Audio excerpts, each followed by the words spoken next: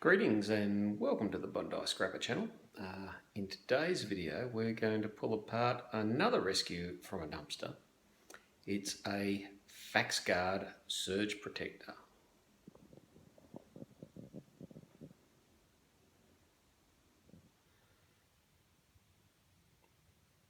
So as I said, it's a thing called a FaxGuard surge protector, and I think it might be quite old because, for one thing, it's made in Australia by a bunch called Crytek who don't seem to exist on the internet, and it's made in Hobart. And boy, you know, I'm not quite sure we make a lot of things in Australia anymore. We just have finance people juggling money. So yeah, that tells me that it's pretty old, but as you can see, it says it's 240 volts, and it's got a lot of approvals, and many things don't need approvals these days. And as we can see, what we've got here is just a normal old power outlet, and we've got the power inlet right there. And again, that tells me it's old because it's bare copper pins or bare brass pins with no plastic shrouding on them to stop someone throwing a paper clip across them while they're plugged in still.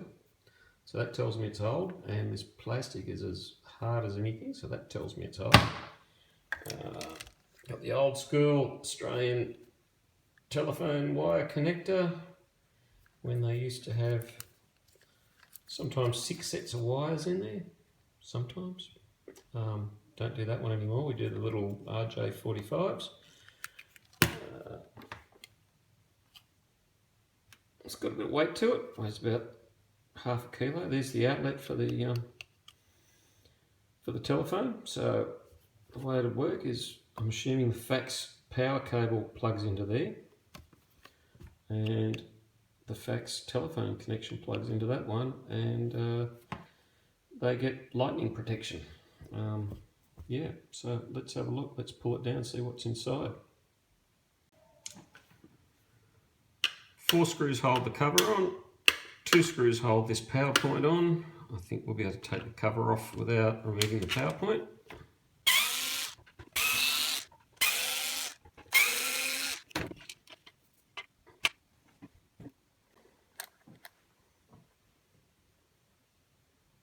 So what we have in here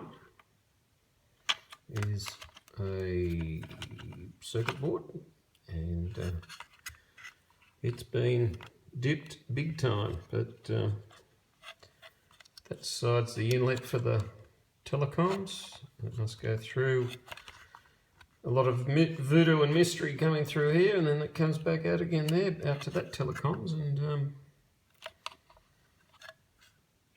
for the power side, the earth just goes straight in, shares a common earth, so it's nothing special about that.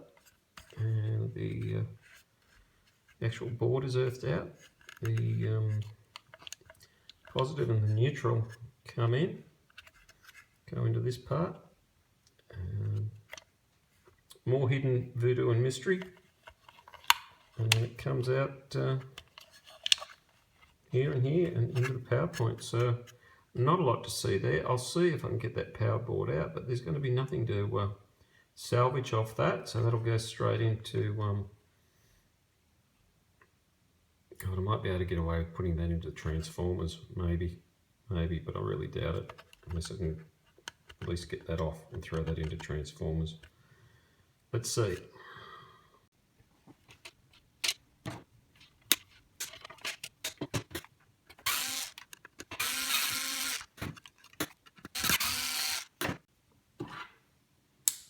Both metallic, ferrous.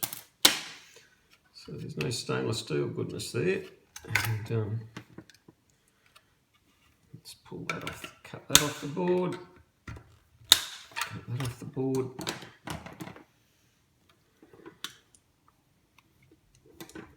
Get rid of that in a minute.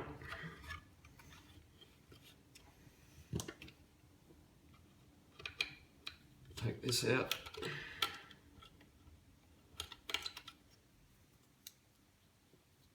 Sometimes these are brass. Yep, it's brass. So a tiny little bit of brass there. Do the wires. And these little things can go into attachment wire. Well, they might be worth 0.1 of a cent, maybe, but I doubt it. But it all adds up. By the time I get to the scrap metal dealers, I'll probably have 30 kilos of this stuff. Not that I'm going to the scrap metal dealers a lot at the moment because A, the lock-in restrictions, and B, the prices are ridiculously low.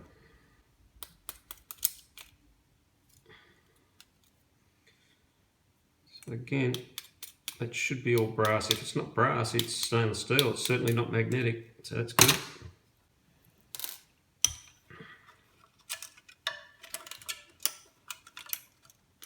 Oh, everything's sticking together.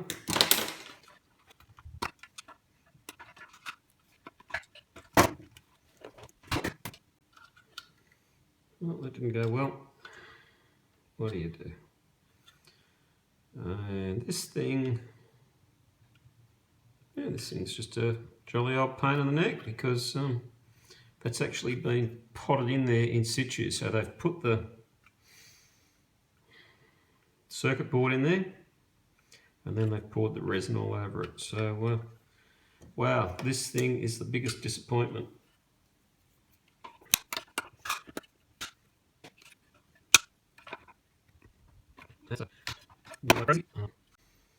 Might take that downstairs, build it with a hammer. See.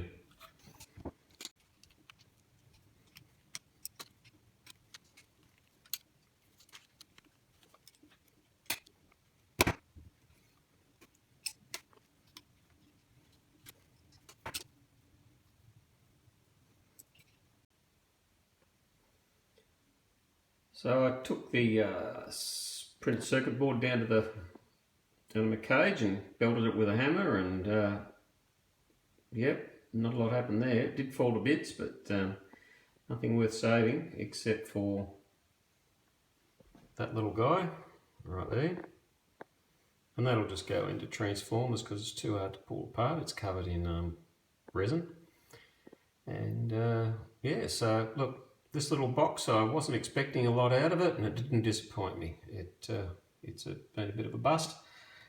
So yeah, but we got that, and we got, let's come back a bit there, we got some low-grade insulated copper wire, and well, there might be about 15 cents worth there, I reckon, and a bit of ferrous, bit of magnetic stuff, steel, that's worth nothing.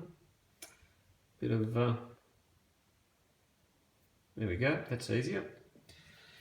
A bit of attachment wire, so that's worth nothing, maybe a cent there. Yeah, nice little bit of yellow brass, there's about 10 cents there. A little bit of plated brass, another, I don't know, 10 cents there, I guess, about the same, 5 cents. And wee-hee, bit of bare bright copper, right there. So so yeah, that was it. I don't know whether I'm looking in the right spot again, but let's give this a try. Thank you for watching. I hope you enjoyed it. It was short and sweet, or hopefully it will be. These things seem to always take forever. And leave a comment and press that like button. Give it a bit of a thumbs up. Subscribe if you would. We're still sitting on 7. I'd like to get to 8. That'd be exciting. And thanks for watching. Bye.